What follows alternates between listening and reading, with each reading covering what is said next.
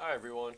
So in this demo I'm going to show you the easy way to create and use analog filters in Matlab. So this is a technique that will displace the use of some of the other techniques we looked at in the previous week. So this will displace, for example, the technique where you take the FFT of a signal and the FFT of the filter and multiply and take the inverse Fourier transform. This will also replace the technique where you use the convolution. It's just a lot simpler and straightforward, and it uses a lot of the built-in features of Matlab. The reason I didn't show you this earlier was because I wanted you to have an intuitive understanding for how the calculations are actually happening.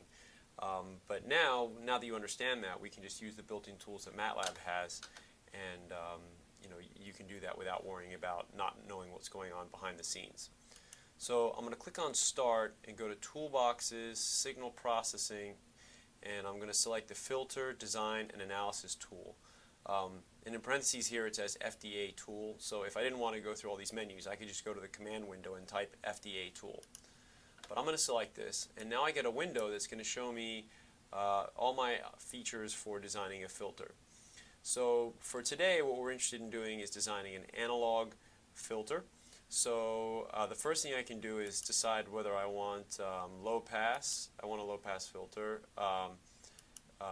You can sort of pick from all like high pass, all these different features you want. But for now, I just want a regular old vanilla low pass. So I don't really have to change that section. You will need to change to IIR. IIR stands for Infinite Impulse Response, and that's basically means an analog filter. FIR is Finite Impulse Response, and you'll deal with that down the line when you learn about digital filters. But right now we're just interested in analog filters, which is IIR. And if you click here, you can see all of your options: Butterworth, Chebyshev, elliptic, so on and so forth.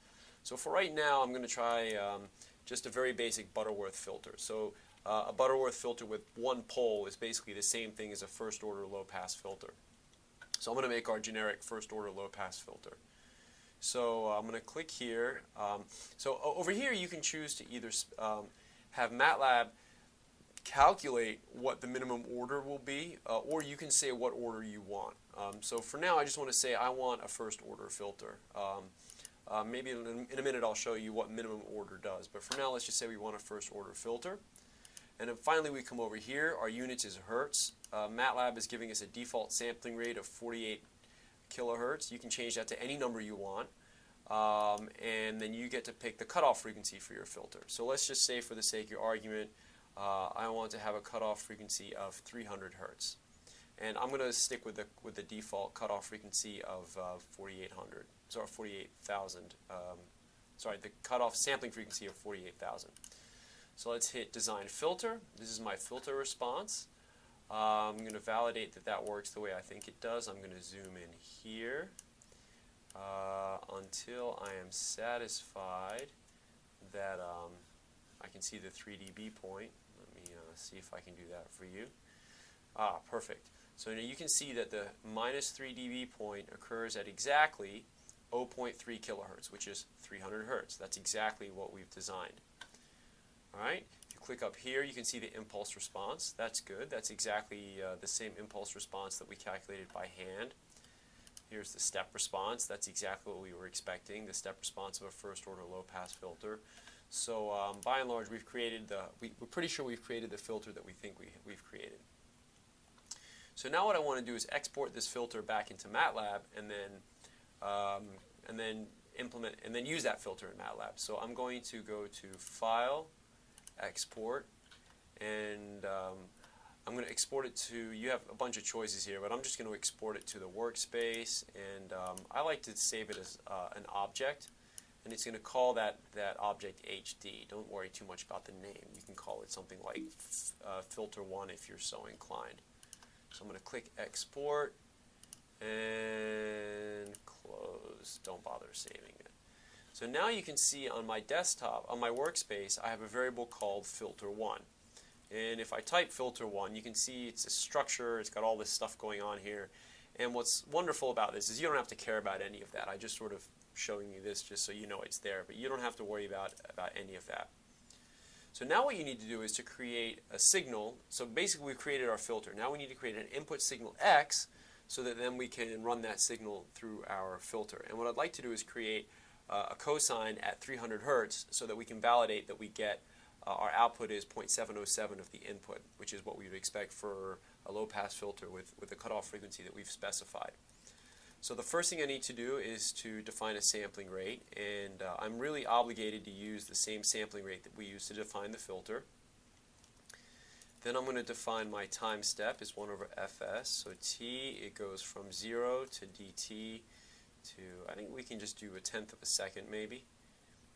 And finally x is cosine 2 pi 300t. So again, I'm picking 300 hertz for my cosine because that's that happened to be the corner frequency that I specified for the filter. So now I've created my signal x. And now the fun part, well, look how easy the filtering is. Y equals filter. Okay, so now I have to tell it which filter, filter 1, and which signal do I wish for you to filter? Signal x. And that's it. That's all you need to do. That single line right here, that's going to replace all of the Fourier transforms and the FFT shift and the multiplying. It just does it all in one go for you. So let's see if this worked. Plot t, comma x, comma t, comma y. Legend x, y.